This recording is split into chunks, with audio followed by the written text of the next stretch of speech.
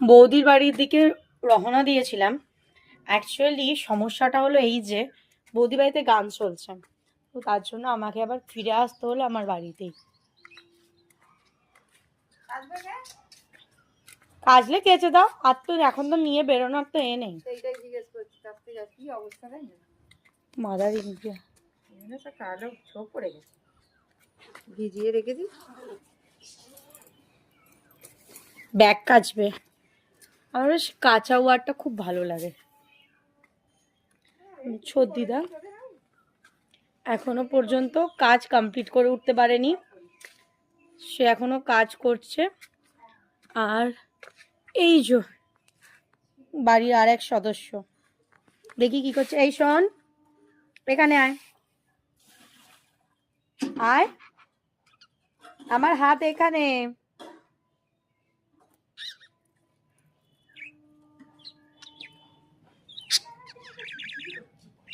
ওফ, কি কাতুকুতু দিচ্ছে আমাকে, কেন এরকম কাতুকুতু দেয়?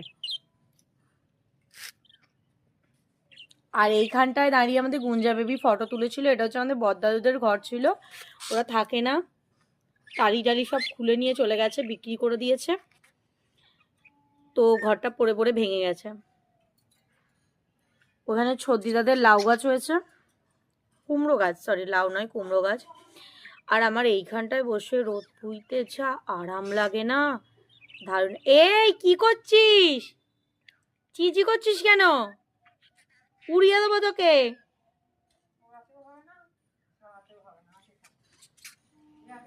কিন্তু কালকে আমি যে লাকি বাম্বুটা কিনে এনেছি, ওর জন্য কিছু কালারিং পাথর লাগবে, সেই কালারিং পাথরটাও আজকে কিনতে যেতে হবে। ভাইকে বলেছি যাওয়ার জন্য, কখন যাব জানি না, কিন্তু যেতে হবে।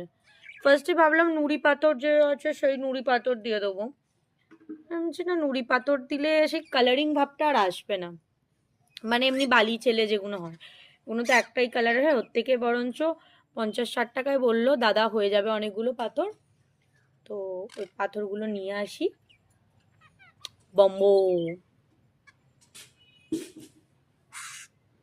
तुमसे मिलके ऐसा लगा, तुमसे मिलके अरमां हुए पूरे दिल के, है मेरी जाने वफा।